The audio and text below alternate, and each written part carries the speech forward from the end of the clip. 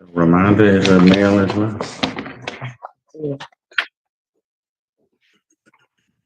Keep your shoes behind bicep. One. That's a cake. Amanda Monet Angela. I'm gonna Oh guess no, that's a for you. lady. Oh, that's an Amber. Oh, that one might have been my fault because it was a she wasn't in the stack with the ladies, but yeah, I guess we.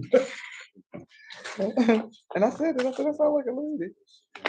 Female. And that's that. She did say she didn't have them in order, so that Adrian Johnson is that male? Female? Adrian is a lady, I believe. Hey, let's check. And good afternoon. What's your name, ma'am? Yes, the lady. Johnson. Oh, Uh, Ma'am, what's your name at DDC? Can you repeat that? What's your name, please? Amanda Coates. Thank you.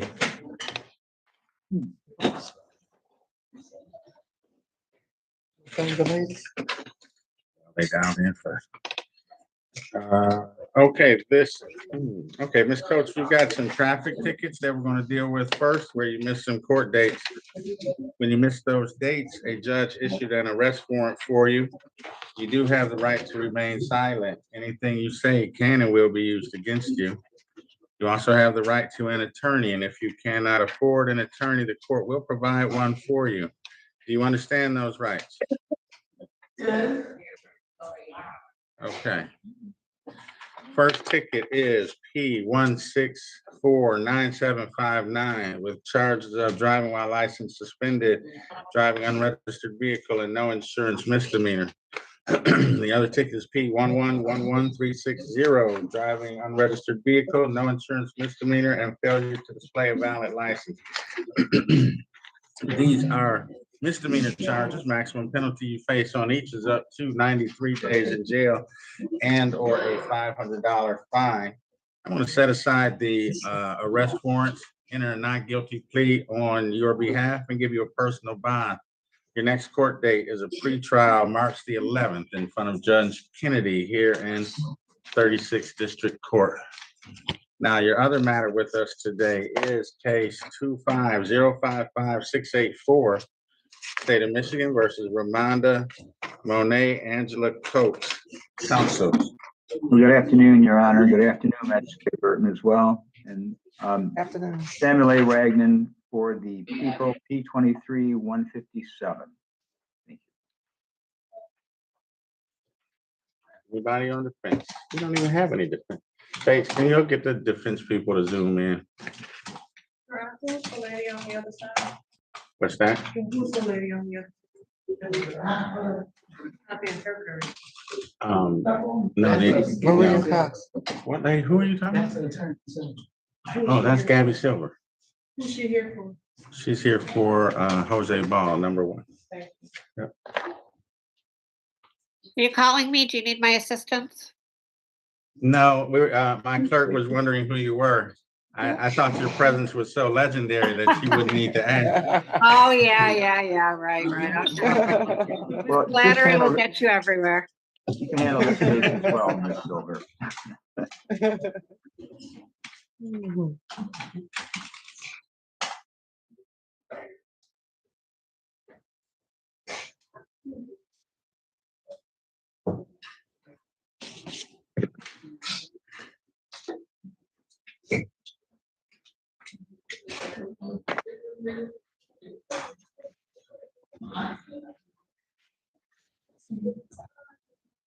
Did anybody reach out to the hospital?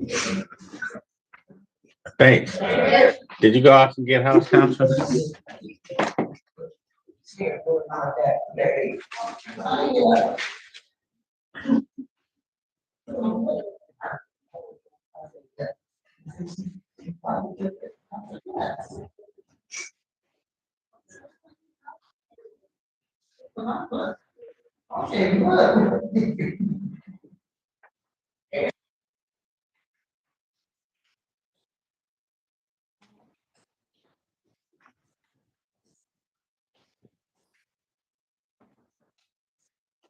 Hello. Good afternoon. Good afternoon. Still, good afternoon. Hey, good Still afternoon. introduced. So maybe we could do the females.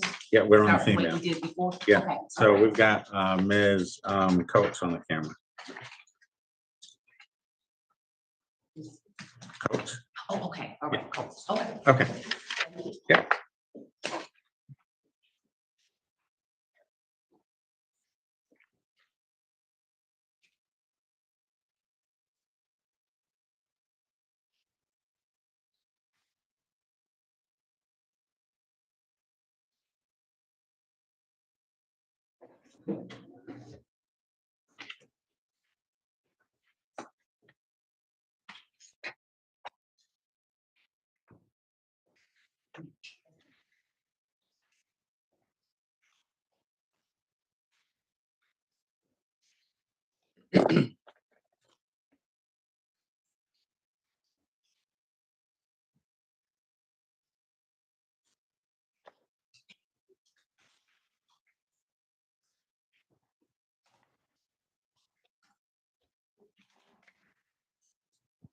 There's a walking. Yes.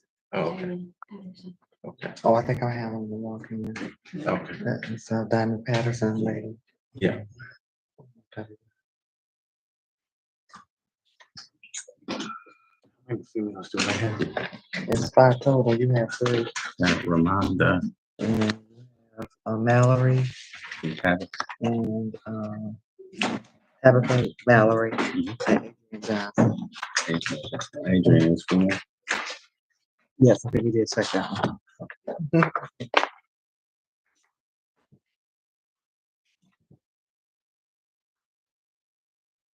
Yes, female. I have 2. Reagan, good afternoon, sir. Good afternoon, Your Honors. And we are on Ramanda Coates. We just need your appearance. Good afternoon, Ms. Silva. Yes, good afternoon, Mr. Ragnar. Good afternoon. May it please the Afternoon. Court, Philip Reagan, P57156, on behalf of Ramanda Coates. We would waive the formal reading stamp mute. She has been advised of her rights, Judge. Court will enter a not guilty plea on your client's behalf as to bond. Very serious matter, Your Honor. The people are asking for $75,000 cash surety bond. If she's able to post the bond, we're asking for a tether with home arrest. The defendant was talking to the 14-year-old victim on the telephone, was upset the fact about someone drinking her daughter's juice. They argued on the phone. She gets in a car, drives over to this house and confronts the 14-year-old victim, and they start arguing. She tells her, let's go outside and fight. They go outside. The defendant, the victim makes a kicking motion at it because she is an adult and this is a 14-year-old child. She leaves, goes to her car and gets a box cutter. When she comes back, she goes by witness number 1 and takes a slice at that person. She then goes straight to the victim and cuts the victim from the ear, bottom of the ear, all the way down to her jaw. That took 60 stitches. It was an 8-inch scar wound, and it took 60 stitches to close up, all because somebody was drinking her daughter's juice. Now, there's 4 witnesses to this matter. Well, 3 witnesses, 1, 2, and 3, who are all right there, plus the victim's mother, Your Honor. But just a terrible, terrible thing to scar a person like this for life. Over what? I just can't get over it. So, Your Honor, I'm asking for that cash bond and a tether with. Thank you. Thank you. Judge, that was a great opening statement, but we're Thank you. talking about bond right now. We're talking about, obviously, the investigation report is one-sided. That's not what happened, Judge. That's not what happened. My client, she is good friends with one of the young lady's daughters. That's like her niece. It's a bunch of young girls over there. She's good friends with the older sister. She asked the older sister, do you think that you could have your little sister babysit my daughter? I have to go to work for the day. That was the day before. She said, sure. She called the young ladies. You want to babysit? They were like, yeah, we'll babysit. My client goes to work. All of a sudden, my client gets a phone call at work. You got to come get your daughter now. She's like, well, I'm at work. I can't come get her. She's like, you got to come get her now. They start taking her stuff. So she eventually goes over there, Judge. It's more than what the investigation report states, Judge. My client kind of gets jumped by a few folks. It gets out of hand. It's not my client going over because of a juice box saying I am going to go and slice a girl's face. That's ridiculous. Didn't happen like that, Judge. So, and plus this happened last May? They signed this warrant about a week ago, Judge, which is, come on, that's what, 7-8 months later? Judge, my client won't have contact, hasn't had contact, won't go back over there. She has a daughter that she takes care of. And anytime I see AWIM, GBH, and FA charged together, it's like the big pot. They just throw all the charges out and see which one can stick. Judge, this is a different case than what the investigation report looks like. Based on the fact, the time that has elapsed. If this had happened yesterday, Judge, it would be different. It's about 7 or 8 months later. There's time that has elapsed. I'm asking for a personal bond, whatever conditions the court wishes to set. I just think a personal without anything else, Judge, would be sufficient at the arraignment right now. She's going to come to court. She's not going to have contact with this young girl. So I'm asking respectfully for a personal bond, Judge. Your Honor, the time Thank frame, I don't believe makes any difference whatsoever. We have a girl that has an 8-inch scar on her face that took 60 stitches. It's the same today as it was then. It's a horrendous action alleged by this defendant. There are 3 witnesses, Your Honor, that observed her doing this. She goes back to her car, gets the box cutter, then comes back and threatens one and then slices the other one. I think she's an extreme danger. Thank you. I'm asking Thank you, for Mr. cash. Thank you, Mr. Ragnar. Thank you. The court does find these allegations to be completely outrageous that a supposedly adult woman goes and even has any sort of back and forth with a 14-year-old child. But as alleged here to, let's go outside and fight. And then, fight turns into a box cutter and an 8-inch cut with 60 stitches. And invariably, this child is going to be permanently scarred. Court does find Ms. Coates to be a threat to the complaining witness and to the general public. Court will set bond at $50,000, 10%. That'll give you a bond redetermination hearing in 2 days' time. Additionally, you're not to possess a gun, a knife, or any other dangerous weapon. You have no contact with the complaining witness, Ms. Sanders. As I was saying, bond redetermination on Wednesday morning in front of Chief Judge McConico. Further dates in our probable cause conference, February 19, preliminary exam, February 24, both in front of Judge Giles. All of that's here in 36th District Court. Thank you, Ms. Coates. You can step aside. Yes. Consider it how are you? I just wanted to let you know, according to DDC, he was released. Okay. We're not on the camera anymore, on Mail's camera. Okay. It's free. Okay. However, number 2, you have a Spanish interpreter. You have to interview that individual. So whenever you're ready, let us know. It's gonna hold the camera up. If it has to, I don't know when you, I don't know, whatever you want to do. So we've got the interpreter here. Why don't you have them zoom the mail camera into here and I'll put you in a breakout room. All right. Good afternoon. What's your name, please? Adrian Nicole Johnson. Thank you. And this will be case 25-055-500, State of Michigan versus Adrian Nicole Johnson, counsel. Good afternoon, Lisa Coyle appearing on behalf of the people. Record on behalf of Ms. Johnson, Judge, waive the formal reading, stand mute. She's been advised of her rights. Court will enter not guilty plea on your client's behalf as to bond.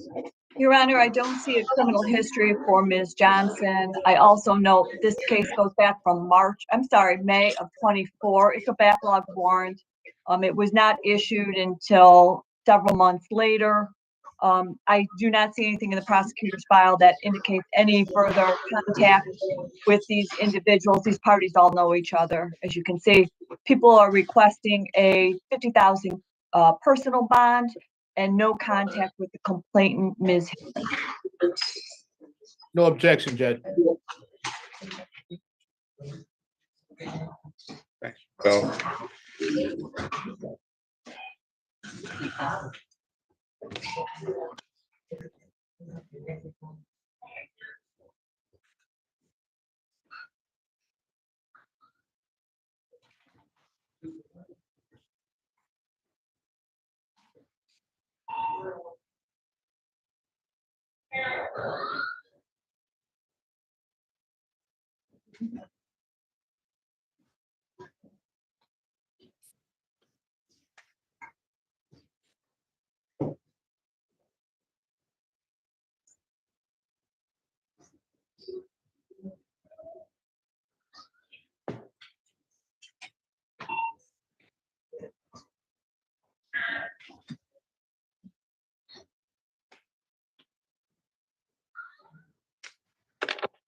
One moment.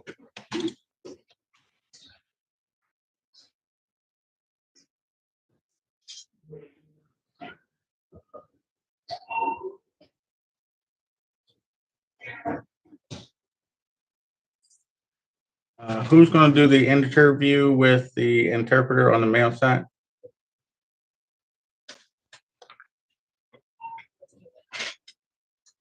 So we ready. Ms. Shive's gonna zoom in, and get that done.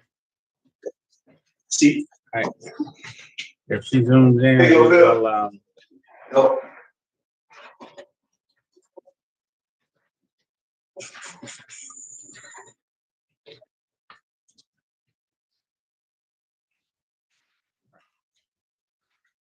right, back to Ms. Johnson. Ms. Johnson, on the people's recommendation, bond will be as follows. You're not to possess a firearm, a knife, or any other dangerous weapon. You are not to have any contact with Ms. Harris. And for reasons unknown to me, people have asked for a personal bond. Bond will be set at 50,000, 50,000 personal.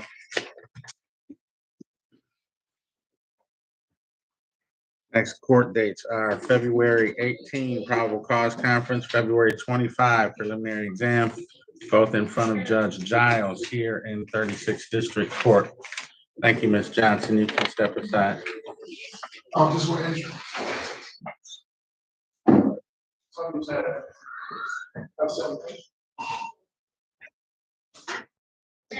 see the tan shirt. Say it full name. Say it full name. Tabitha Renee Leela Mallory. There you go. And I'm sorry, what was her name again? Tabitha Renee Leela Mallory. Thank you.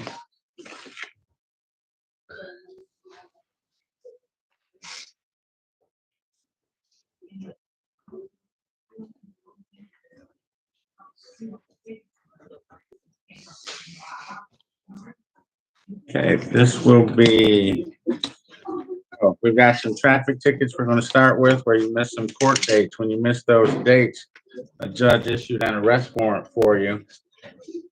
And what's going on with the Madam Interpreter? Is everything okay?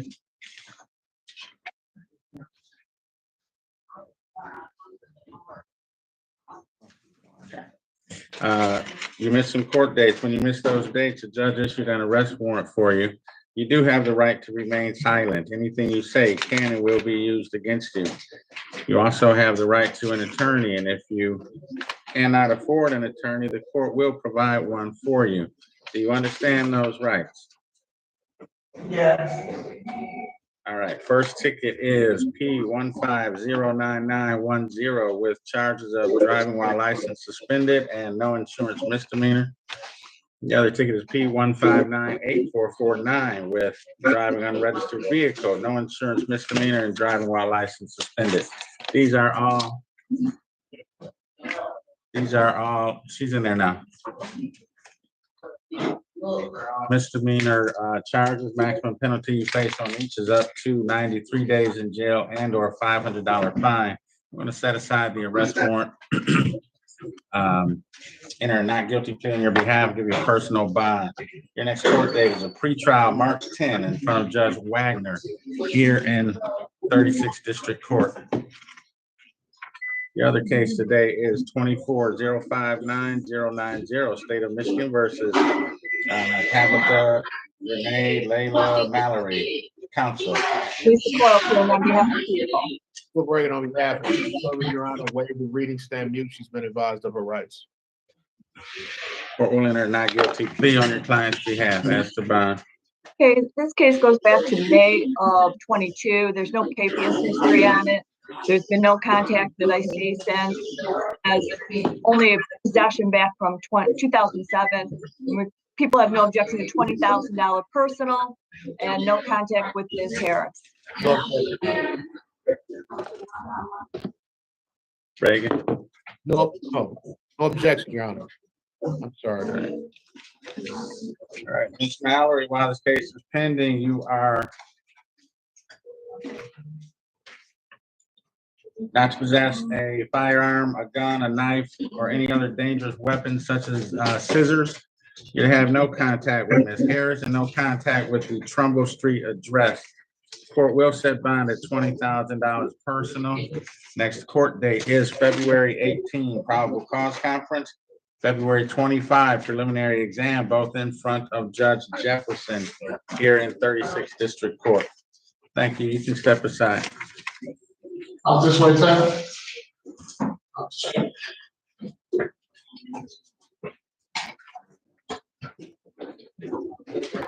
Magistrate Ward, let me put these ladies up and I'll be right back with Miss Alyssa Smith. Okay.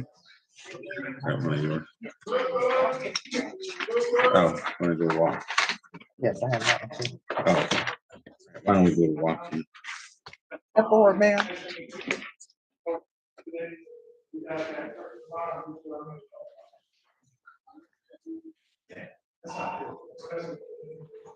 Seems very good over there. I'm good over here.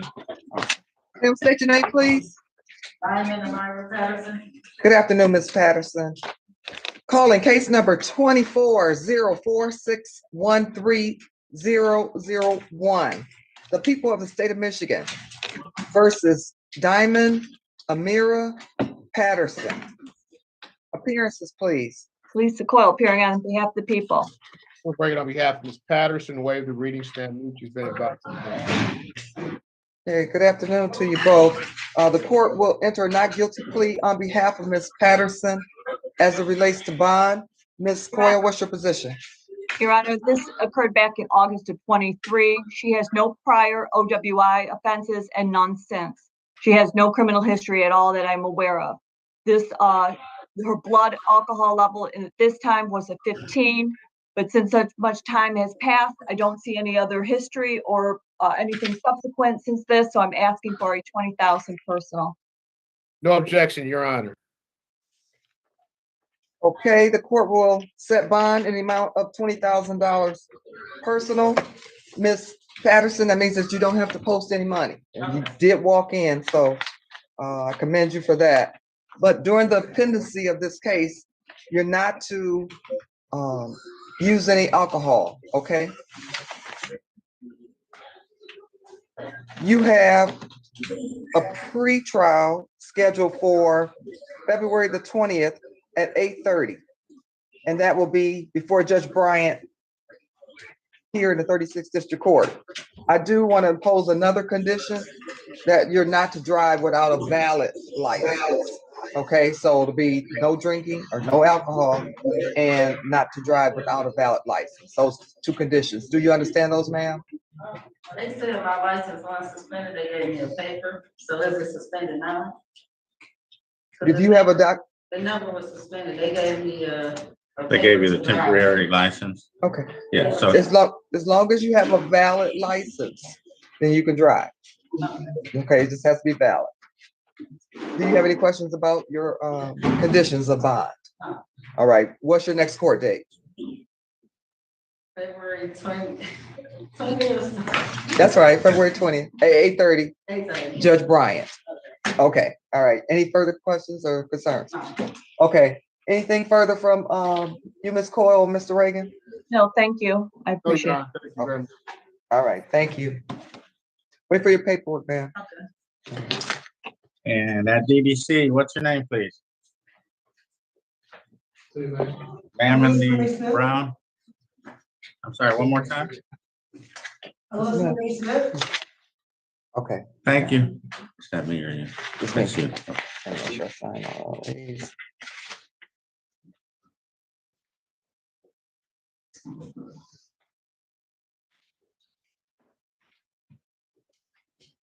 Hey, good afternoon, Ms. Smith. Calling case number 25-0557-9301.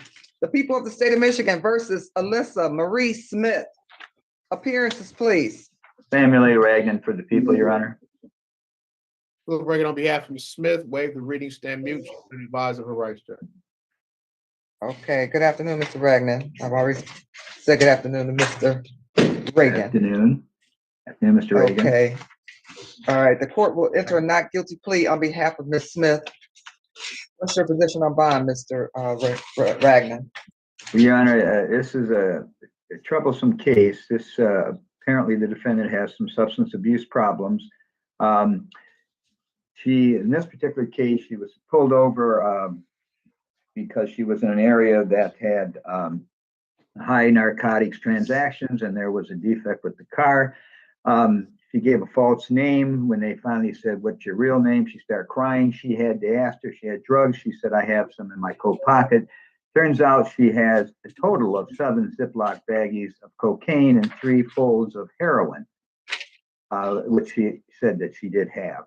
But she has a warrant out for her arrest in 6th Circuit Court in Oakland County.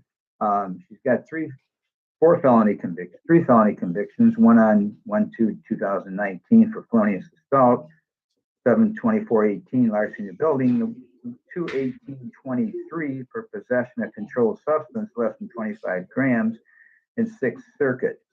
She is on 2 years probation for that, so she's still on probation currently for having a controlled substance.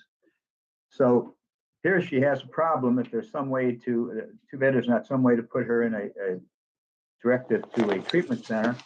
But Your Honor, I believe that because of the warrant out for her arrest and so on, that I think we could ask for a $25,000 personal bond, but a tether with home arrest, if in fact she's able to be out of, I don't know what's going to happen with that probation violation in Oakland County.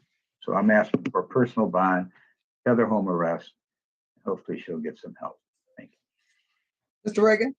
Yeah, I don't know about the tether, what the tethers for, Judge. Personal bond, I would agree with. She's on probation in Oakland County for a narcotics case.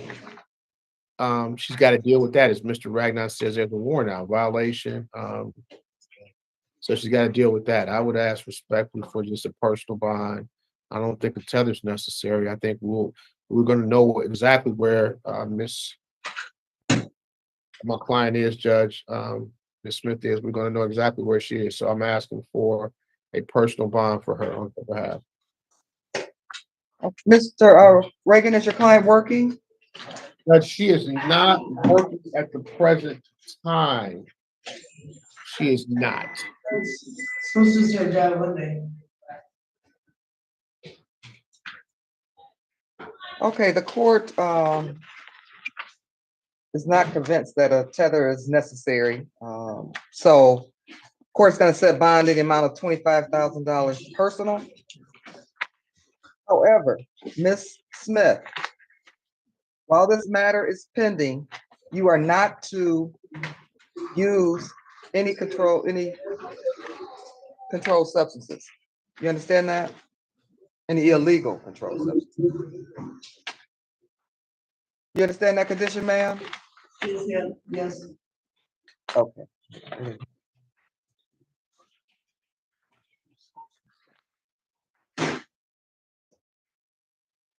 Okay, Ms. Smith, you have 2 court dates.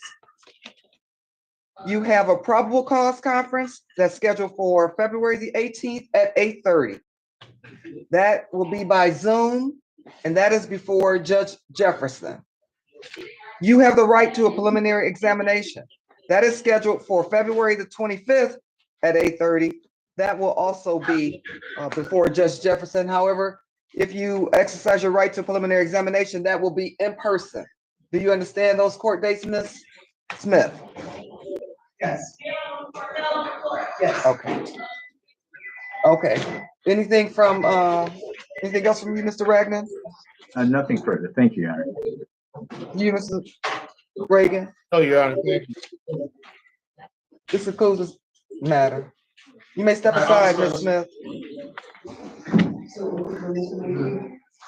I'll meet you on the male side, Your Honors. Okay, that was all the female? Yes. Yes, sir, that's it for the female, that's all I have, unless you got somebody else for me. No, I think that's it. We'll see you over there. It looks like they're still doing that bilingual interview on that camera, but we'll be ready whenever the camera's ready. Copy that. Yeah. I didn't impose this. Oh, on who? This drug case. Did she have a? Yeah, don't worry about it. Okay. So just cross it out. Or you can leave it checked. Oh, you know what? Let me do this. Mhm. Because if I didn't say it, I don't want to. Say welcome to the bench there to Judge Burton. Hi, Ms. Silver. Thank you. Oh,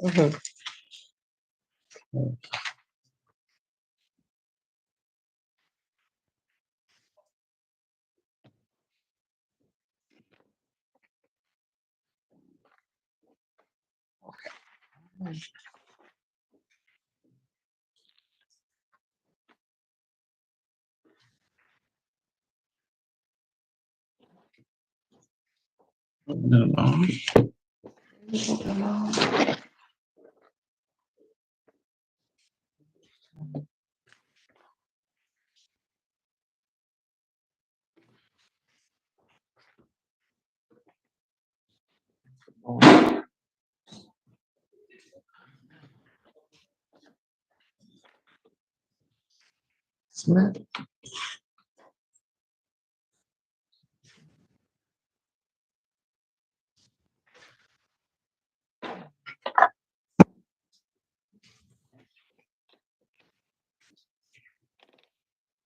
What was that about, Bates?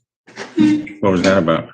He was here for Adrian Johnson, but he missed. Oh, okay.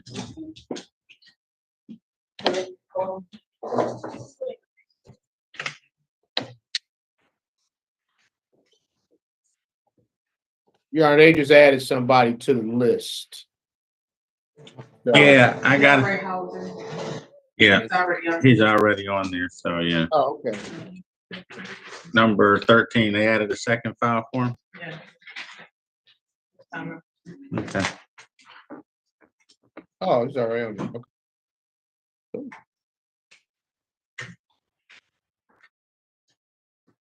Okay. Well, Judge, I don't know if, okay. We thought Mr. Hauser had another outstanding warrant, but we looked it up and said junior. So I don't know if they did, we look up. I think it may have just gotten signed today. Okay, something new. Okay, gotcha. Thanks. The new warrant was signed today. That's correct.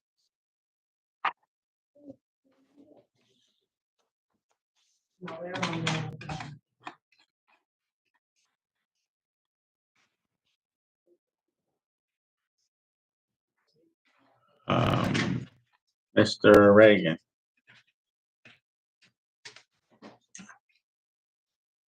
Yes, sir. Second file, I'm looking at it now. It's 2-count CSC one count of kidnapping, 2 counts of FA, and a DV. Are you gonna need to re-interview him? Briefly, just briefly.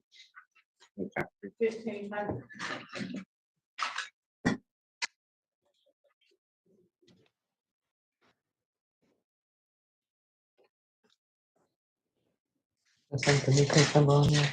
Is there something with the new case number on it? Not yet. Okay.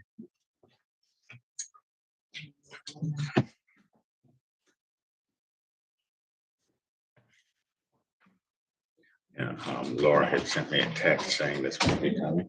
Okay. So then I just went into the PCH email box and put it Oh. right there.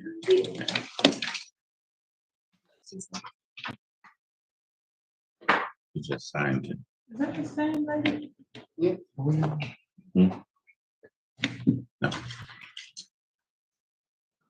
So,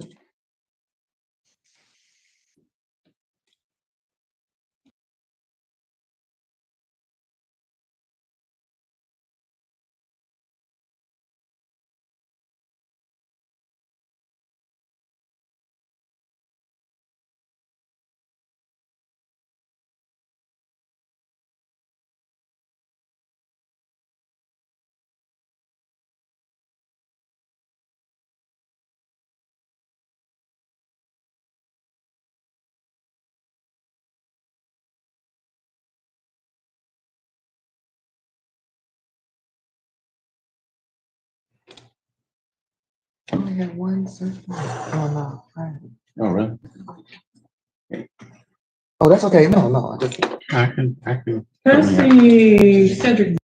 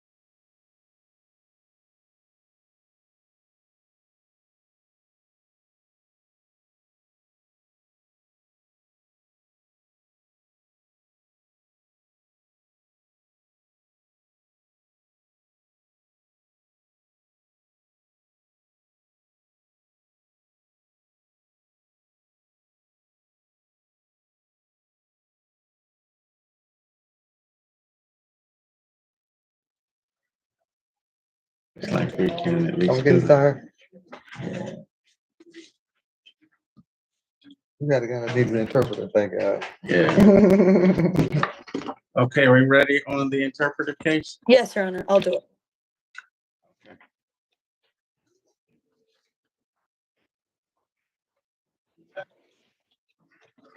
Okay, and Madam Interpreter, your name for the record, please. Maria Cox, Marracox. And do you swear or affirm you will translate from English to Spanish, Spanish to English to the best of your ability? I do. Thank you. Can you ask the defendant to state his name for the record, please? Señor, el acusado, señor, por favor diga su nombre en voz alta. Mi nombre es Samir Neil Salí Silva. My name is Nair Salih Silva.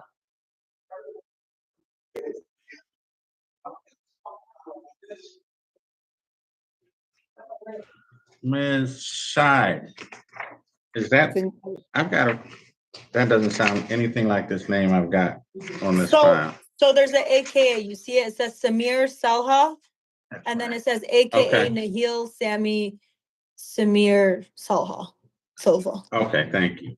You're Thank welcome. you. Okay, this will be case 25-055786, State of Michigan versus Samir Salih.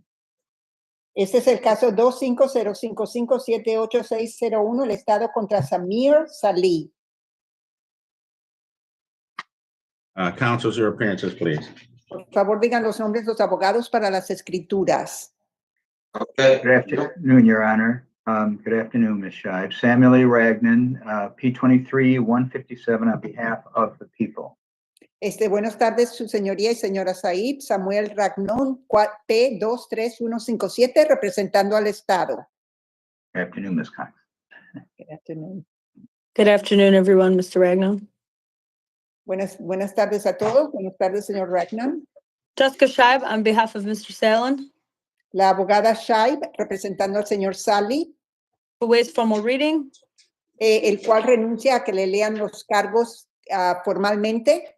Understands his constitutional rights and stands mute. Entiende sus derechos constitucionales y se queda en silencio. Thank you. The court will enter a not guilty plea on your client's behalf. Muchas gracias. La Corte va a poner una declaración de no culpable a favor de su cliente. Counsels, your positions as to bond. Abogados, ¿cuáles son sus posiciones con respecto a la fianza? Your Honor, it's a difficult case. Su honoría, es un caso difícil. The people are going to ask for a $50,000 personal bond. Vamos a pedir $50,000 de fianza personal. Tether with a curfew. Con un grillete y con una orden de horas de queda. And no contact. Y ningún contacto. The complaining witness is fearful for his life. La persona que lo acusa tiene temor por su vida.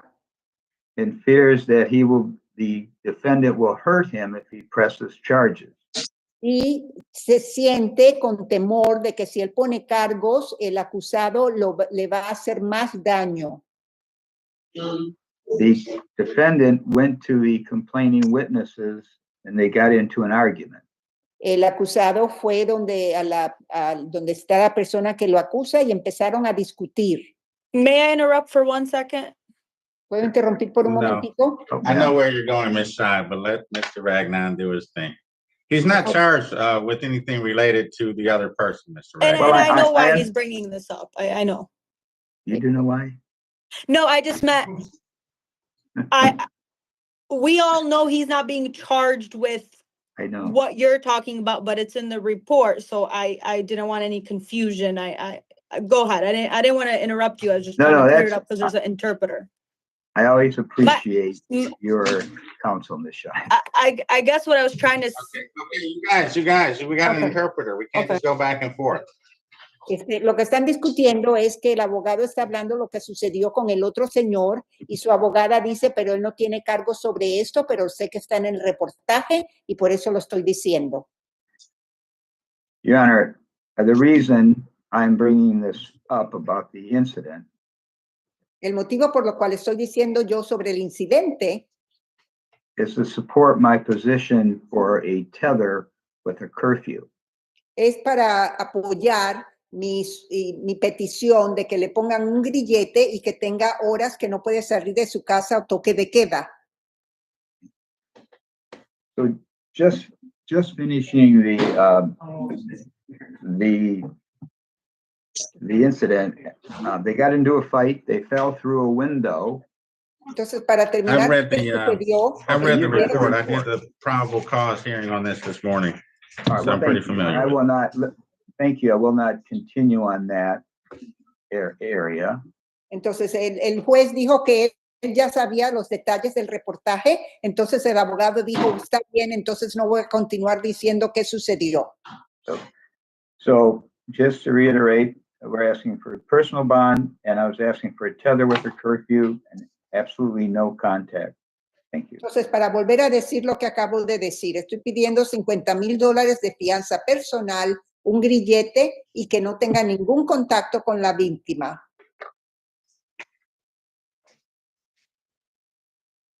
Thank you. Gracias.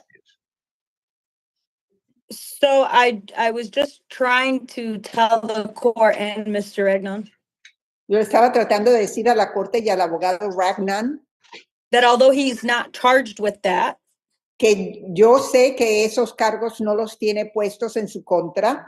I already explained to our client Ya yo le expliqué a mi cliente that the court most likely will say that he can't go back to that address. que lo más probable es que la corte diga que él no va a poder regresar a esa dirección Or have contact with the complaining witness. o tener ningún contacto con la persona que lo acusa. And we suggested that he doesn't, Y le sugerimos que él no lo hiciera, que no fuera para allá, just so he's not in this situation again. no, para que no vuelva a estar en la misma situación otra vez, Because he did indicate to us that the complaining witness was lying. porque él nos dijo que la persona que lo acusa está diciendo mentiras.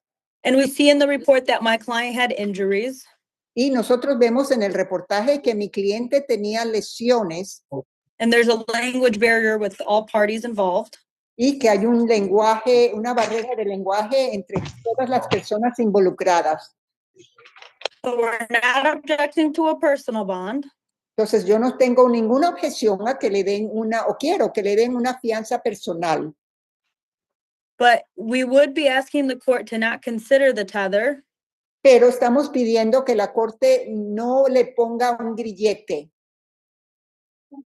because he's leaving that home porque él se va a ir de esa casa and there's going to be issues finding, the address and can't be released without a new address. porque va a ser difícil encontrar la próxima dirección y va a haber problemas de dejarlo salir si no hay una dirección. And we know even if a complaining witness says that they don't want to press charges, Pero nosotros sabemos que si aún la persona dice que no quiere poner los cargos, it can still be charged, but in this case it wasn't. y aún así puede poner los cargos, pero en este caso no lo hicieron. He has no prior criminal history, No tiene ninguna historia criminal anterior, no capious history. no tiene ninguna historia de no haberse presentado en la corte. We would only be asking for a one-time police escort if possible for him to get his belongings. Entonces, lo que estamos pidiendo es que lo acompañe la policía una vez para que él pueda ir a recoger sus pertenencias. Nothing further. Más nada. Thank you, counsel. Gracias, abogado. So I want to make it clear to the defendant that the charge that is going forward is malicious destruction of police property. Por favor, alguien dígale muy claro al acusado que los cargos en su contra es que destruyó propiedades de la policía. This charge arises from your alleged tearing up the back of the police car while you were being arrested. Y eso es de su comportamiento cuando estaba en la parte de atrás de la patrulla, cuando lo estaban arrestando. Has nothing to do with Mr. Cabello, Cabello, or with his desire to go forward or not. No tiene nada que ver con el señor Cabello o si él desea continuar o no. With all that said, court will set bond as follows. You're to have no contact with Mr. Cabello. Entonces, con todo eso dicho, la Corte va a poner estas condiciones de la fianza. No puede tener ningún contacto con el señor Cabello.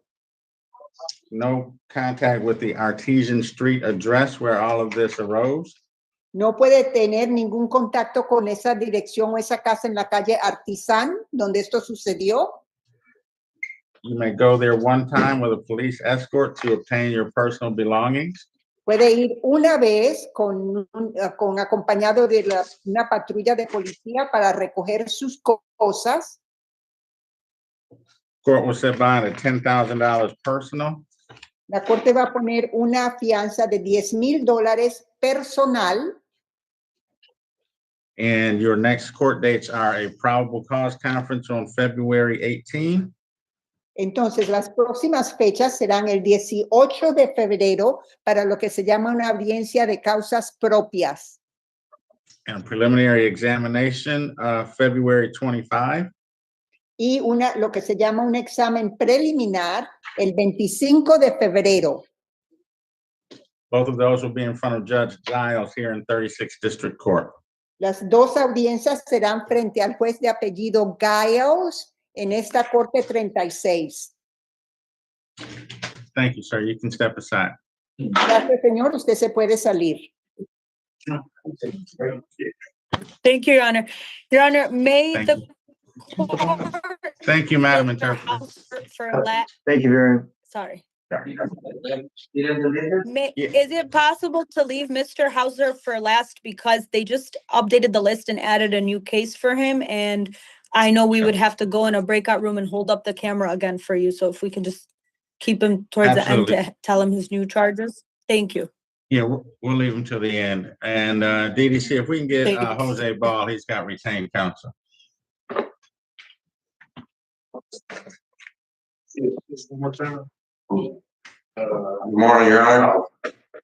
Hi, sir. What's your name, please? Jose Ball. Thank you. And Ms. Silver. Right. Oh my God, I'm muted. Sorry, I'm babbling and I was muted. Okay. This will be case 25-055-779, State of Michigan versus Jose Luis Ball Jr. Counsel. Lisa Coyle, appearing on behalf of the people. And good afternoon, Gabi Silver, appearing on behalf of Jose Ball. As And to, go ahead.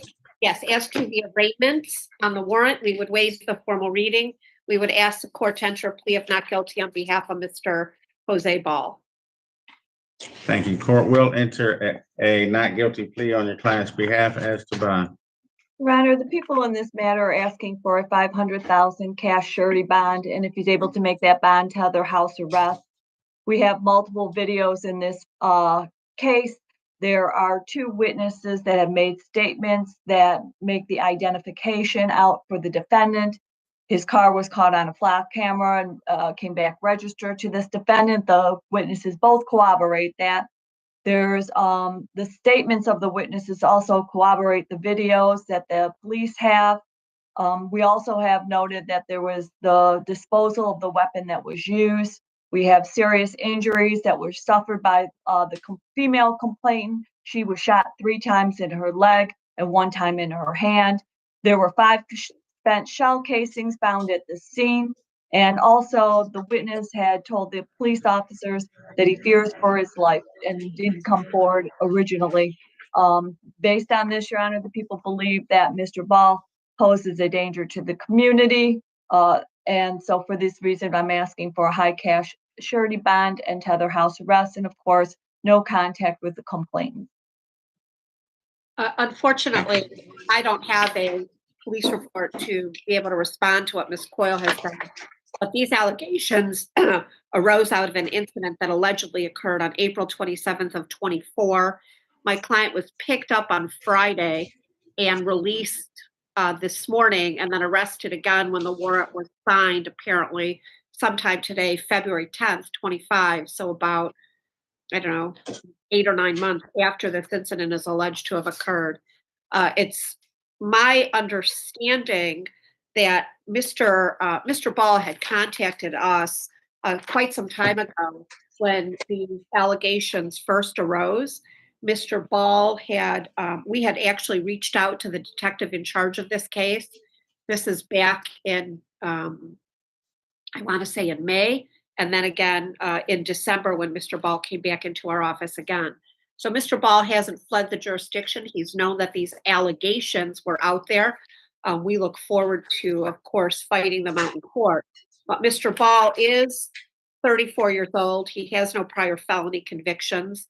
He has, as I understand it, a drug misdemeanor. He lives in the city with his family. I've been in contact with his wife, who is lupus. He acts as a caregiver for her and his mother. He is employed currently at National Industry Maintenance, and he's been there since early December, but he's had employment always starting, I mean, going back at least 15 or 20 years. So we are asking the court to take all of that into consideration as it relates to bond. It's my understanding that these allegations arise out of the alleged theft of a car. And beyond that, I haven't seen any police reports or any video. I didn't hear really any facts as to what had occurred, but they are just allegations, and we look forward to litigating them in a courtroom. Thank you. What are your client's work hours? I'm not sure, Mr. Ball, can Yes. you start your work hours? I don't have them on my notes. My work hours, they vary, so I do have Sundays off. My work hours are from 7 to 5. But as of right now, it's been slow because of the weather. But I have not, I'm sorry. At 7 a.m. to 5 p.m.? Yes, sir. Your Honor, may I just put on the record, and also for Ms. Silver's information, that this was just presented because of all the length of time it has to go through. They went and pulled the videos. They went and to find out the information of who the cars belonged to, and then tracked it all the way to the witnesses, took the witness statements, I think, in the end of January. And they didn't present this until the prosecutor, till I think the 7th of this month. So that's why this case, it's not because the prosecutor was sitting on it or anything, but basically based on all the actually good police work that the police did to follow up the videos and track the vehicles involved. And the stolen car has nothing to do with Mr. Ball. It has to do with the witness. It was stolen off a car lot, I believe. And so it has nothing to do. This is at a laundromat, and these people were at the laundromat in that car. So Mr. Ball was brought in by the witness and came in, and I'm not going to go any further. The magistrate has read the investigator's report, but this had nothing to do with anything regarding Mr. Ball having a car stolen from him. Okay, well, again, yeah. But again, as I indicated, we have been in communication with the officer that was handling this matter for quite some time. So I don't know why it takes them 9 months to bring a charge. I really don't. But it's not like they didn't know who Mr. Ball was, because we've had communication with them. Okay, here's what we'll do. You know, the allegations here are, of course, very serious. Assault with intent to murder being potentially life. There appears to be multiple eyewitnesses as well as video indicating that this defendant is the perpetrator. Defendant is, of course, presumed innocent at this stage. So bond will be as follows. So you're not to possess a firearm or any other dangerous weapon. You're gonna have no contact with the complaining witness. You will be on a GPS tether. Curfew on that tether is 10 p.m. to 5 a.m., which should give you plenty of time to get to and from work. Court will set bond at $250,000, 10%. That will give you a bond redetermination hearing on Wednesday, the 12th of February in front of Chief Judge McConico. Further dates are probable cause conference on February 18 and preliminary exam February 25, both in front of Judge Giles here in 36th District. Anything else for this record? Nothing further, thank you. Not at this time. Thank you. Thank you. Have a great day. Thank you, Mr. Ball. You can step aside. Still on the 50? 25, right? Hey. Hey. Hello, hey. Hey.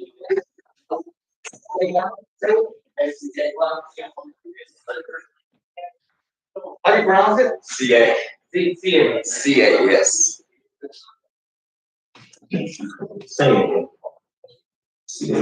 Anthony CA.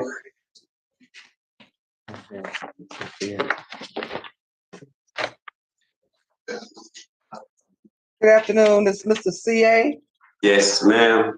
Good afternoon. Okay, all right. Calling case number 25-0557-9701. The people of the state of Michigan versus Anthony Deshawn, CA. Appearances, please. Good afternoon, Steve Vincent for the people. Your Honor, good afternoon. Philip Reagan on behalf of Mr. CA, plays the reading. Stand mute. He's been advised of his rights, Your Honor. Good afternoon, Mr. Vincent. The court will enter a not guilty plea on behalf of Mr. CA. What's your position on bond, Mr. Vincent?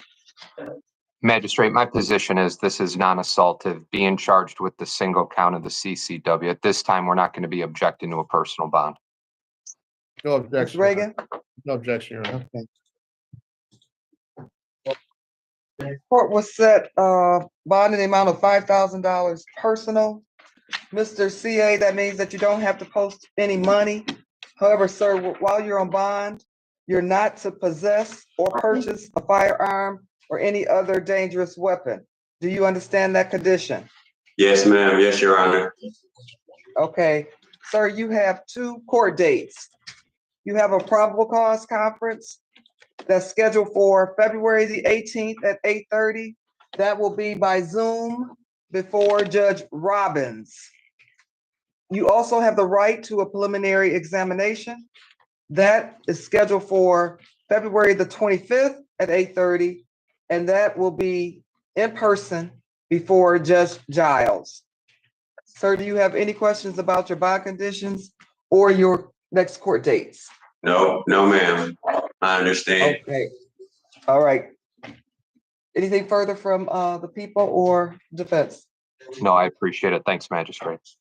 No, Your Honor. Thank you. Okay, all right, Mr. CA, you may step aside, sir. Have a good day. All right, thank you. You too. You have a great day. Okay. Do I need anything from you?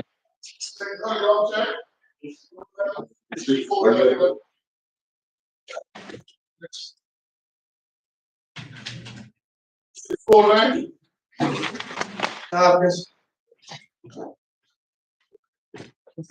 Jason Hopkins.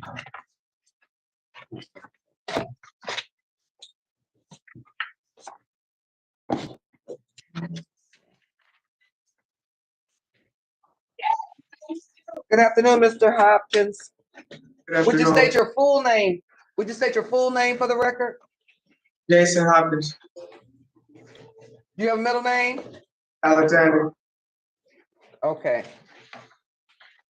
Calling case number 25-0557-9901. The people of the state of Michigan versus Jason, Jaeson, Alexander Hopkins.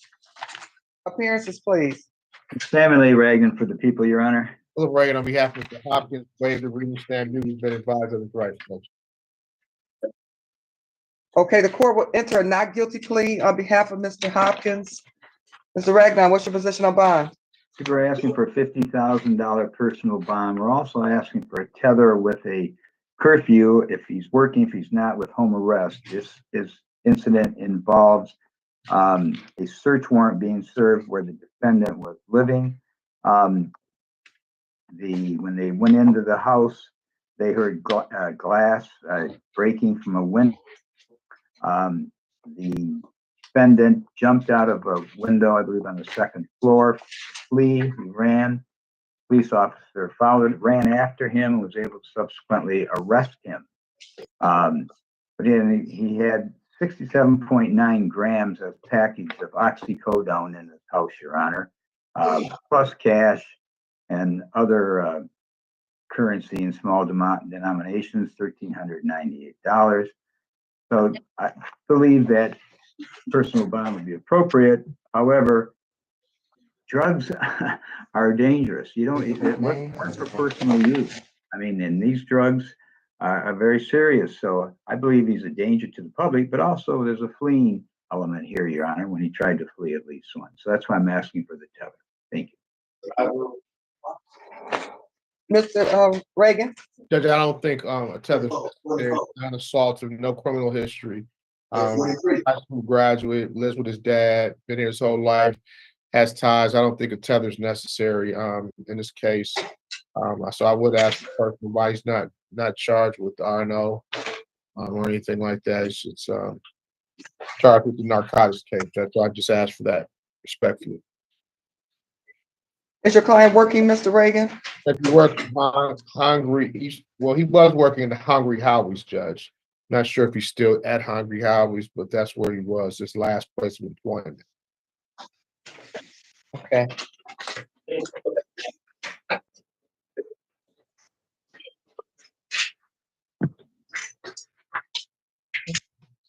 Okay, court is going to set bond in the amount of $50,000 personal. Because he was arrested at his house, the court is not going to impose a condition for tether. However, Mr. Hopkins, Yes. please be clear. Please understand, sir, that while you are on bond, you are not to use or possess any illegal controlled substances. Is that clear? Yes. Okay. You have 2 court dates. You have a probable cause conference that's scheduled for February the 24th at 8:30. That will be by Zoom before Judge Taylor in the 36th District Court. You also have the right to a preliminary examination, and that is scheduled for March the 3rd at 8:30, and that will be in person before Judge Taylor. Sir, do you have any questions about your bond condition or about your next court dates? No. Okay. Anything further from either one of the parties? Nothing further, Your Honor. Thank you very much. Thank you very much. Okay, we're all done. Mr. Hopkins, sir, step aside. Have a good day. Okay, you as well. Appreciate you.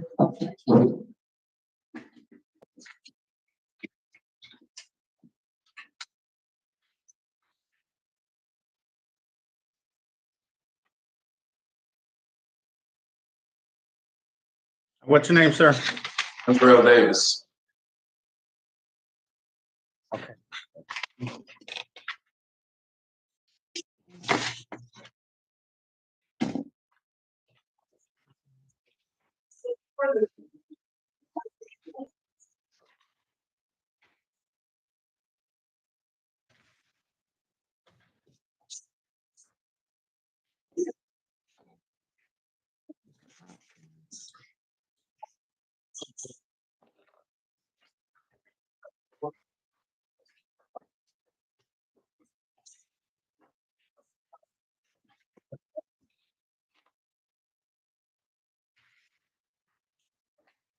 Okay, sir, would you state your full name, including your middle name for the record? I'm Terrell Davis. Andrea, it's Anthony? Andrea Anthony Davis. Okay, thank you. Calling case number 25-044-41601. The people of the state of Michigan versus Andrea Anthony Davis. Appearances, please. Magistrate, Steve Vincent for the people. Working on behalf of Mr. Davis, waive the reading. He's been advised of his rights, Your Honor. Okay, the court will enter not guilty plea on behalf of Mr. Davis.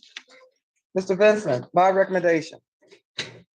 Magistrate, notwithstanding the charges, I would argue this on any case where a defendant is on 2 probations as a direct result of felony convictions. We're going to be asking for monitorization. We do feel as though anyone who's on multiple probations that's still allegedly committing offenses is a danger to the public. So respectfully asking for that tether here. And Mr. Vincent, where is he on probation?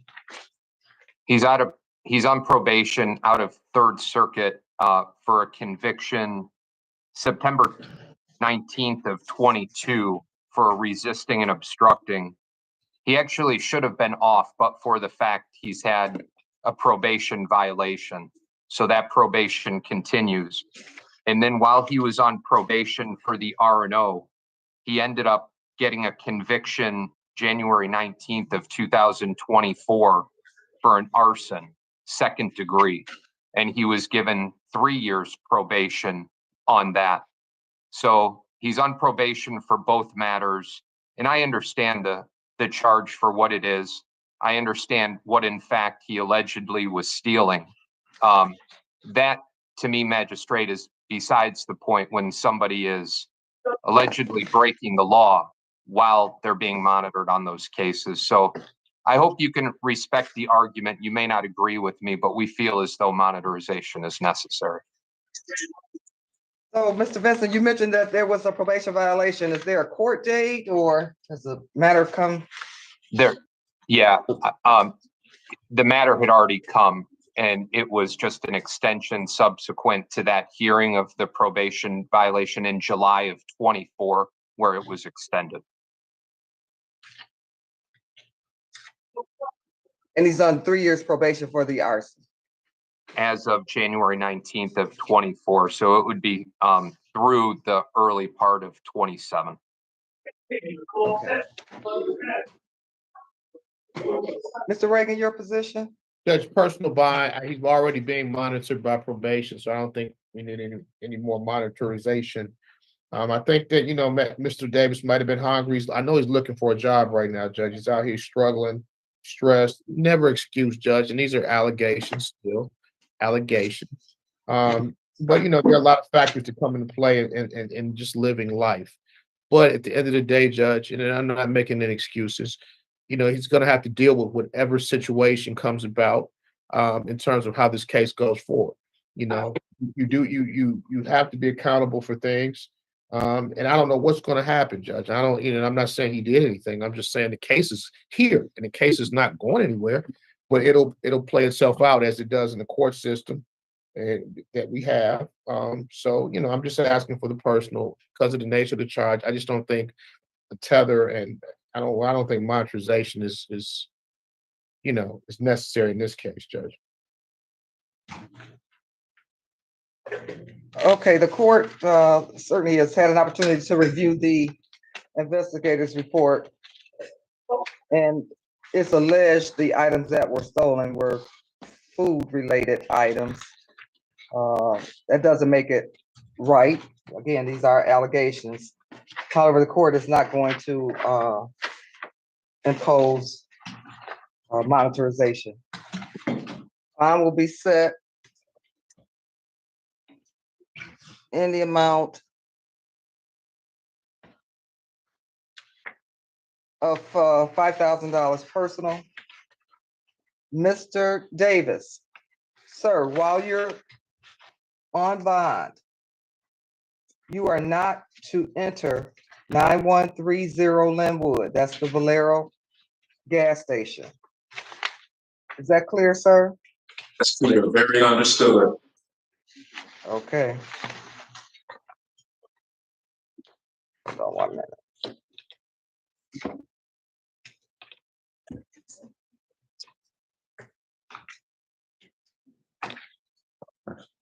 Yeah,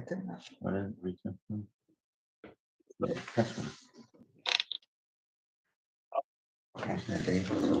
Davis.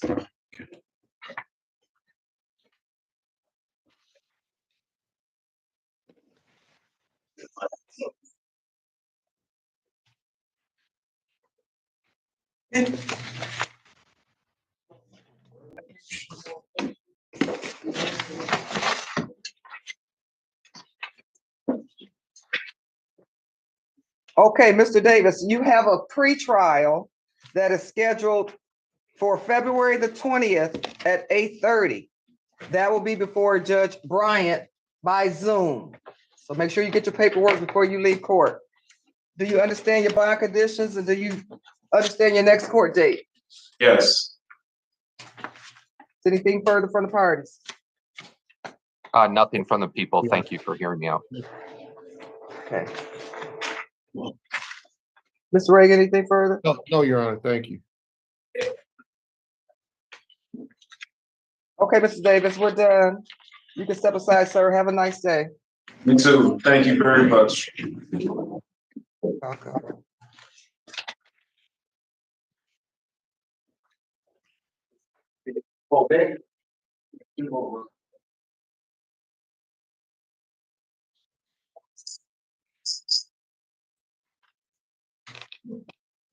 Good afternoon, Good afternoon. What's your name, please? Cedric Bell. Thank you. This will be case 25-055-798, State of Michigan versus Cedric Montrell Bell, counsel. Thank you, Magistrate. Steve Vincent for the people. Reagan, on behalf of Mr. Bell, Your Honor, waive the reading, stand mute, been advised of his rights. Yes. The court will enter a not guilty plea on your client's behalf. As to bond.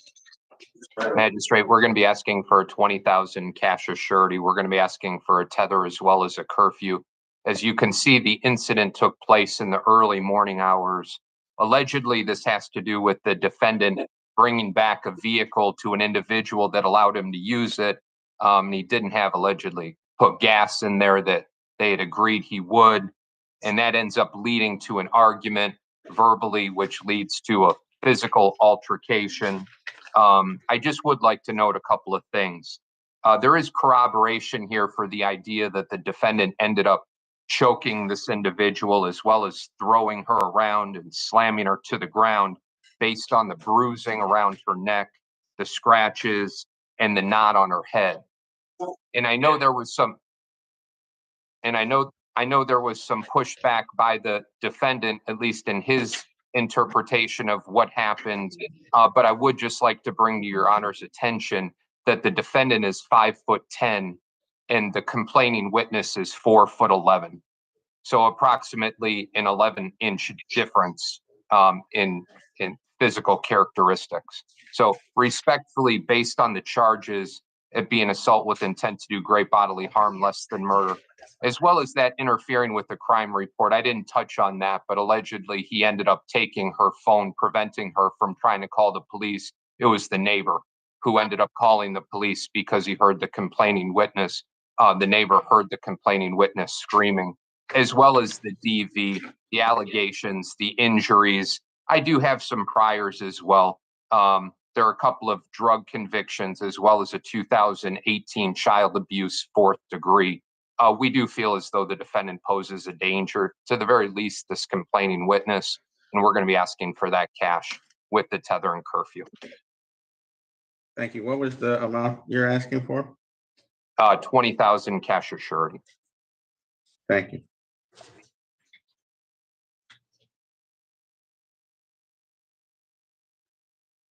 Judge, I'm asking for 20,000 personal. You know, it's a dispute between a couple. I was not there, Judge, so I don't know the intricacies of what actually happened. I just know that, you know, both parties agree that there was a situation with a car that was taken. My client says that he had permission and it wasn't a problem. Whatever they argued about, Judge, they argue. A lot of times things get physical. I'm not saying it got physical here, but a lot of times, you know, it gets physical from both sides. People get upset. Women have contact with men, men have contact with women. I don't know what happened. I don't know who jumped on who. And I do understand Mr. Vincent talks about a size difference. in terms of height, but sometimes the most powerful packages can carry the biggest punch. So I don't want to look at size and say that she could not have been the aggressor. I don't know. I don't know what happened, Judge. I just know that you're going to tell them not to be in the same area. So he's going to go where he needs to go. She'll go where she needs to go. Whatever the court feels that is necessary to keep that, we wouldn't object. I just don't think a cash bond is necessary. I think this is isolated between a couple. It's a domestic dispute.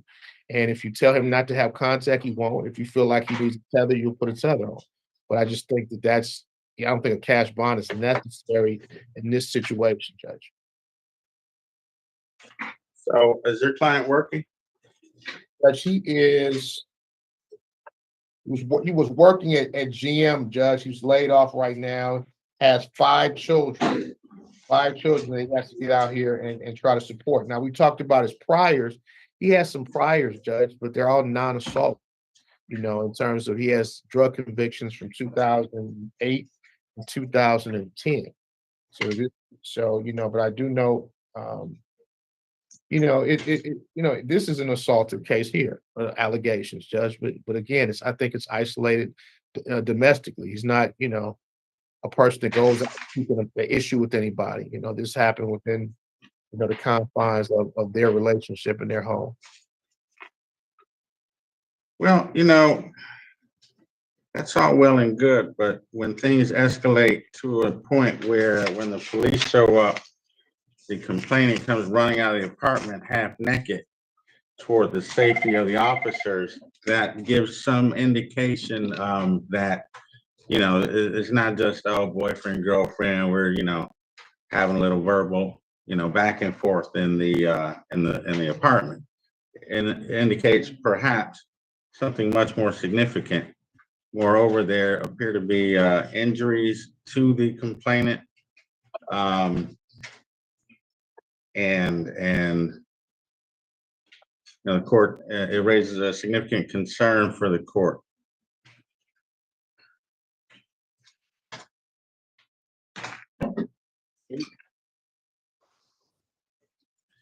Judge, it raises Sir a concern for me too. I understand the court's position, Judge. I'm just saying this is arraignment. This is not a trial. We're not convicted. We're not punishing. We're doing every measure. And I know the court is knowledgeable of trying to keep the parties away or keep the complainant in a safe position. And I think, a tether could do that, Judge. That's all. Mm-hmm.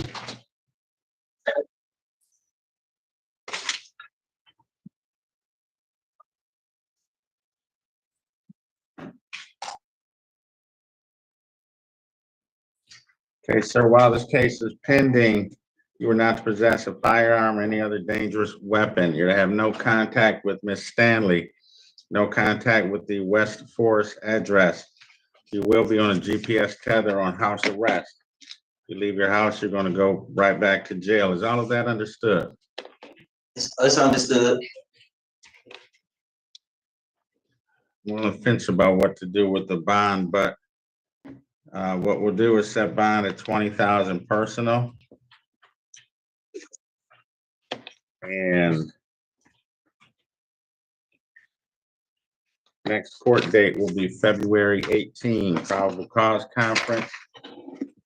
February 24, preliminary exam, both in front of Judge Jacquet here in 36th District Court. Thank you, sir. You can step aside. Thank you.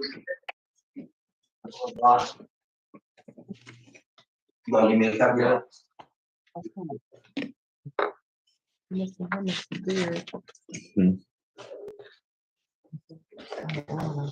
say here has been released.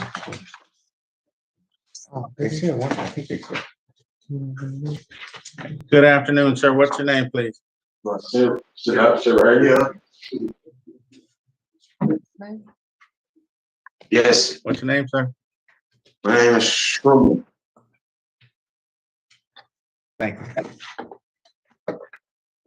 Okay, state your full name, sir, for the record. My name is Truman Kieron Roland Dane. Okay, good afternoon, Mr. Daniel. Calling case number 25-055-19001. The people of the state of Michigan versus Truman Kirion Ronald Daniel. Appearances, please. Samuel A. Ragnan for the people, Your Honor. Reagan, on behalf of And Mr. Daniel, waive the reading, stand mute. He's been advised of his rights, Judge. Okay, so this was a capias. Mr. Daniel, it appears that you did not make it to your preliminary exam that was scheduled for February the 3rd. So that was last Monday.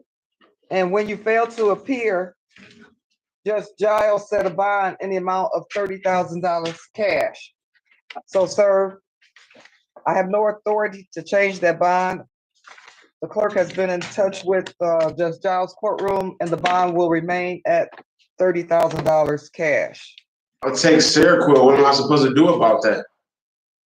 We'll mark your file medical, sir. You will have a bond redetermination hearing on February the 12th. That will be at 9 o'clock before Judge McConicle or Judge Williams. Sir, you also have the right, you also have a probable cause conference that's scheduled for February the 19th at 8:30.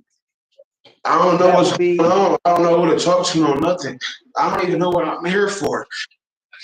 Okay, Mr. Daniel, you'll have an opportunity. Mr. Reagan, can someone confer with him once we're Yeah, done? Judge, we'll go back in the breakout room. I know, I thought he talked to somebody. You didn't talk to an attorney today? Oh, wait a minute. Did he talk to anybody? Oh, I went He over his did, okay. rights, went over his charges, let him know what's going on, but we can Okay, take time for more.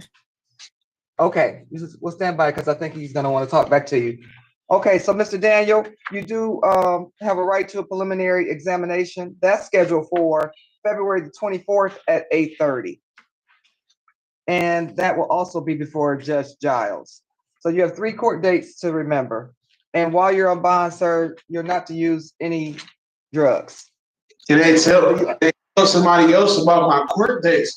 I take medicine and I can't keep court dates. Okay, Mr. Daniel, we're gonna put you in a breakout room with your defense attorney, and you can explain the situation to them, but we will mark your file medical. DDC, can we make sure his file is marked medical so that he'll receive his medication? Yes, ma'am. Yes, sir. Okay, thank you. And DDC, and correct me if I'm wrong, did someone say that Harold Beard had been released? Go again, Your Or is Honor. he still- Number 3, Harold Beard, is he still there or am I mistaken? I can check for you, Your Honor. Give me a second. Okay.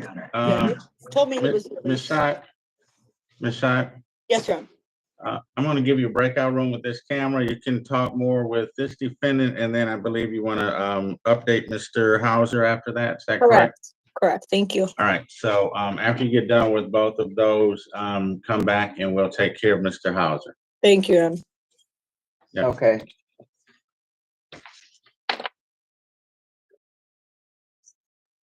Magistrates, I don't know if it makes much of a difference, but the Harold Hurd that's listed on the docket sheet, he goes by Harold Beard too, so. He goes by quite a few. Yeah, we've got him as Beard. Yeah. Oh, yeah. Oh, he's got a bunch of AKs. Yeah. You don't go through. Just to let you know. Okay, sounds like you're on it. Thank you. And DDC, if you can join that breakout room so this gentleman can speak with his attorney briefly. Okay, we'll make sure.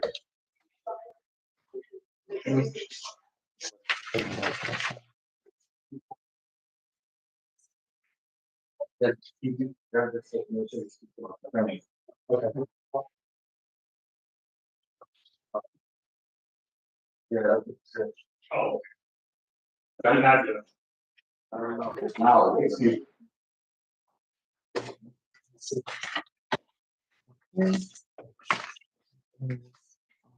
Daniel. Oh, What's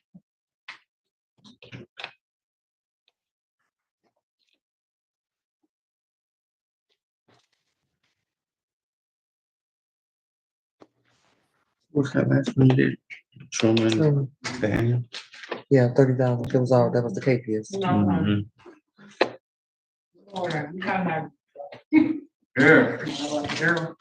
Don't highlight out my stuff.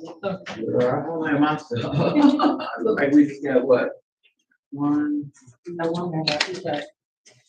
I'll do two back. They bring it. Oh, yeah, that's how. The landscape. Yeah. Number three, yeah. He's got so many aliases, no telling. Or he there was. Right. Like John, though. His parents. Is it true? And then, Okay, and then what about, you know, I'm trying to remember to give you your. are you doing Magic Call? You doing a Magic Call? Oh, yeah. I normally, don't, but since we're going back and forth, I figured yeah, normally I wait till the end. I got, take it to the back. They, what they gonna look for, misdemeanor felony? I'm sorry? You said he got 2 files, they looking for the other. No, they got it.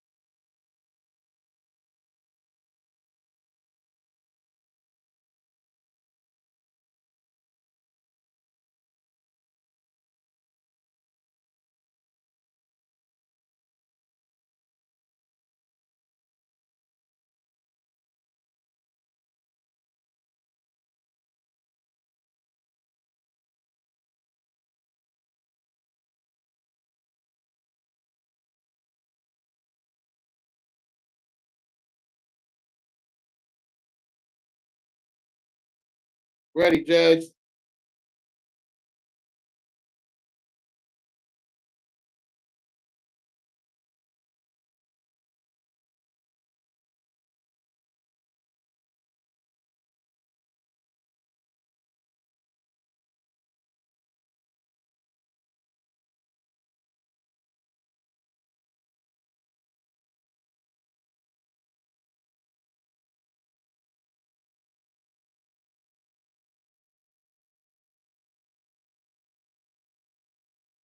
Bad enough. All right. Believe me, you have these. All right, are we ready on Mr. Hauser? Oh, he was supposed to let you know what's going on with Mr. Hurd, too. All right, good afternoon, sir. What's your name, please? Larry Hauser. Thank you. You have two cases in front of us today. We're going to handle them separately. The first one is 25-055-801, State of Michigan versus Delray LeVar Hauser. This is the felon in possession case. Counsel. Lisa Coyle, appearing on behalf of the people. Right, on behalf of Mr. Hauser, you're on the waive the reading stamp mute. He's been advised of his rights. Court will enter not guilty plea on your client's behalf as to bond. Your Honor, although this occurred August 5th of last year, it was not presented till the 8th of this month. There is no capious history, obviously, on it.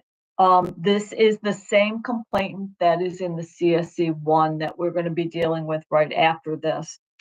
So for that matter, Your Honor, I don't have to reiterate the allegations for you. The people are requesting a $50,000 cash surety bond to have their house arrest if he's able to make that bond.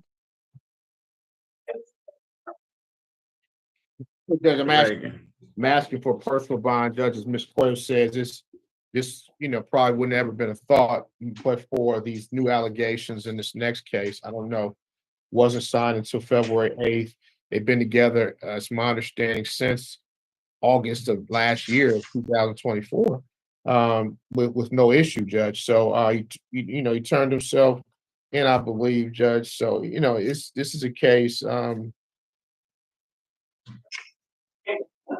where this wasn't charged at all back in August of 24. He turned himself in at that time, and he was released and went back home, and nothing has happened, until these new alleged allegations, Judge. So on that case, I'm asking for a personal bond, Judge. I don't think it was presented until the 8th. Is that how it reads? No, So no, it's not that it was sat in a backlog. It just was not, it was brought with the other case. So I just want to make that clear, that the prosecutor did not sit on that case. Yeah, no, I wasn't saying, I was saying he was arrested then, spent 72 hours, released, and it wasn't, like you said, I don't think it was presented until the other day. Yeah, but I would agree with that. That's what I'm saying. Working? He is disabled, Judge. He's disabled. He's having brain surgery. But he's on Medicaid. I had brain surgery. You had brain surgery already? Yes, and I was supposed to go back in again in a couple of days, actually on the 12th. Yeah. I know he is. DDC, can you mark his file medical, please? Yes, Your Honor. Thank you. All right, sir, while this case is pending, you're not to possess a firearm, any other dangerous weapon. You're to have no contact with Ms. Richardson whatsoever, and you will be on a GPS tether house arrest. You can leave for medical appointments only, medical in court.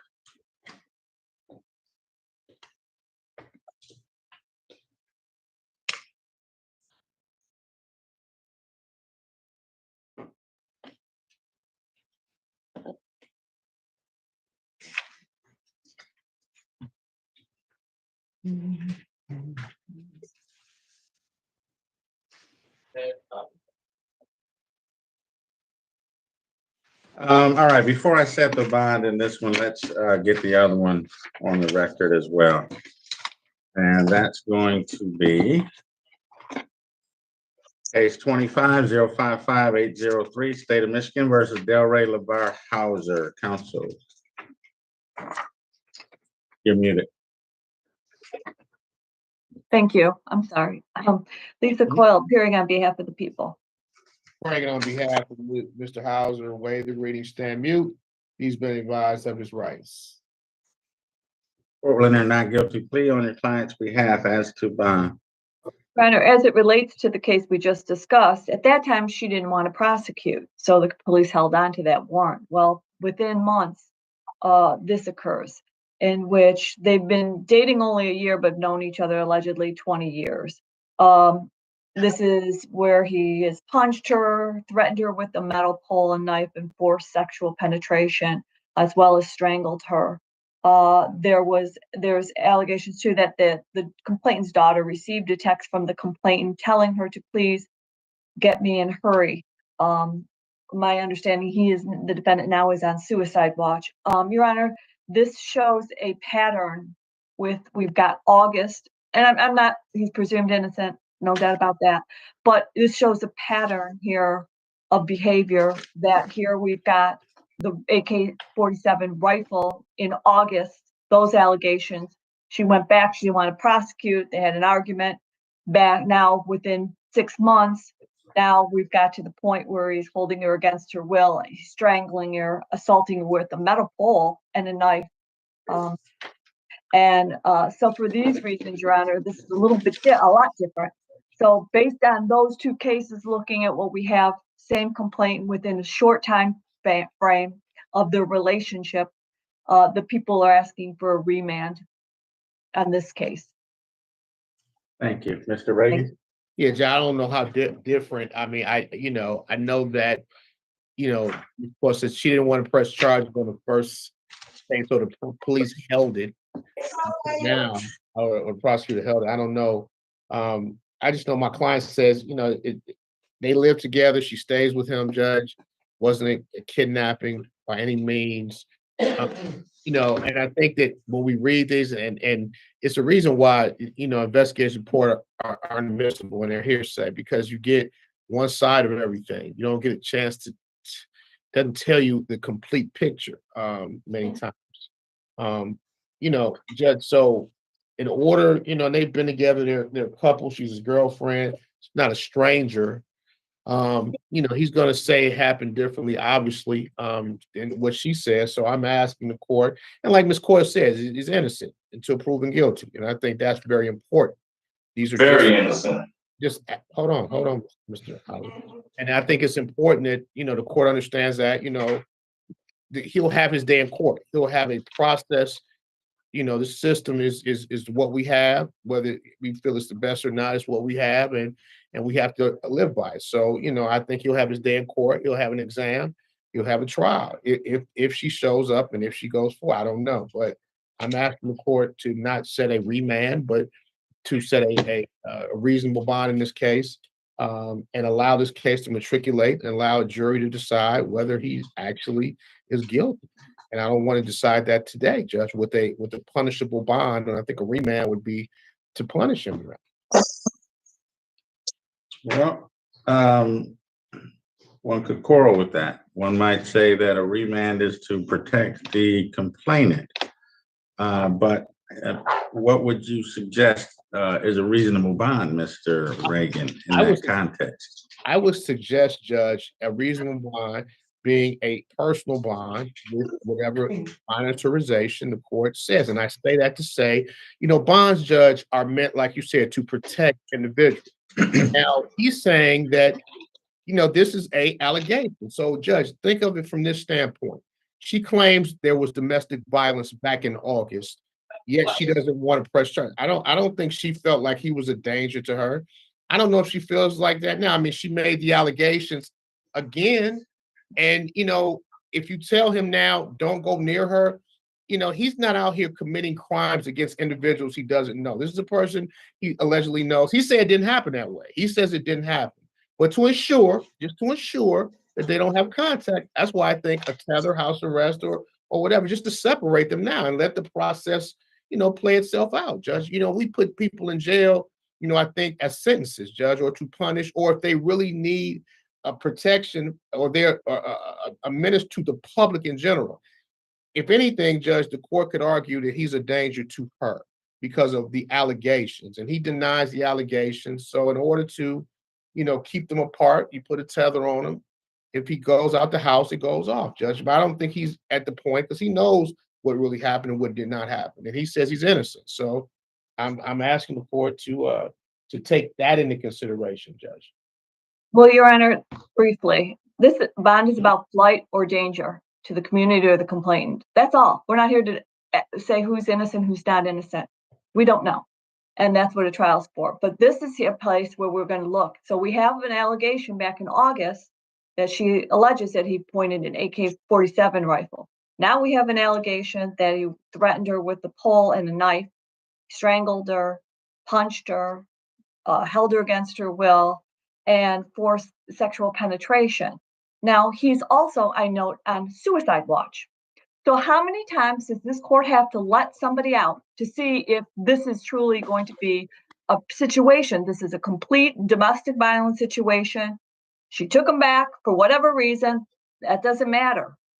But here she is again. So if we've got somebody who's in that state of mind and he goes back to her or has any contact, whether he's supposed to, we know that people have contact regardless of the court's orders, then if something happens. So I'm asking the court, based on this, not once we have allegations, we have twice. And Your Honor, I'm asking for a remand for her protection at this point. It's not like women like to go to the hospital and have a rape kit performed. So I think that you have to take that into consideration. So we're not here to dispute the allegations or who's right and who's wrong, but just protect the complainant and the society is in a whole at this point. I don't know if flight is a risk. I'm not arguing that. I'm arguing for the safety of the complaint. And Judge, one last brief thing. What about the safety of the complaint from August 5th, when this warrant was not even signed until a few weeks ago? So we want to say that he's dangerous and he did all this in August. She made these allegations, but she didn't come forward to prosecute, Judge. So that's a little disingenuous of that particular argument when you start talking about the previous case. Now, this case is a new case. I don't know what's going to happen with it, but we know the August case, Judge, wasn't, taken that serious because it wasn't signed until February 10th. So I don't want to get into whether or not anybody took the case seriously or not, but I don't think that weighs at all on her fear of reprisals from this defendant. Obviously, a very strong argument can be made, counsel, that she may have been scared of this defendant. Someone pointed an AK-47 at me, allegedly. That might raise a level of fear. So here's what we're going to do. On the gun case, sir, you are not to possess a firearm or any other dangerous weapon. You're to have no contact whatsoever with Ms. Richardson. You will be on a GPS tether on house arrest. You can leave for medical appointments and court only. Court will set bond in that matter at $20,000 personal. Next court date is February 18, probable cause conference, February 24, preliminary exam, both in front of Judge Jacquet. As to the CSC 1 case, court finds the allegations to be staggering at best. The complainant texting multiple people from whatever location they were at, asking them to contact the police to get someone over there right away. A number of other statements made which indicate that she was in some significant level of fear, significantly she perceived to be in harm's way. That in conjunction with the allegations in the other case, court does find Mr. Hauser to be a significant threat to the complaining witness. Obviously, the offenses here are serious. 2 counts of CSC 1, each carrying a potential life sentence. court will remand Mr. Hauser to the custody of Wayne County Sheriffs for further proceedings in this matter. And the dates on both cases are probable cause, February 18, preliminary exam, February 24, both in front of Judge Jakay. Thank you, sir. You can step aside. Thank you, Judge. Judge, I don't know if it makes a difference. I was told that one of the things that she has several outstanding warrants, you know, and she's on probation as well. I just Really, Mr. Reagan, we're Whoa, gonna make them whoa, badge that's- too? I just want to point that out. Really, You know, because we always talk about, you know, why somebody can't call police, why somebody can't do anything.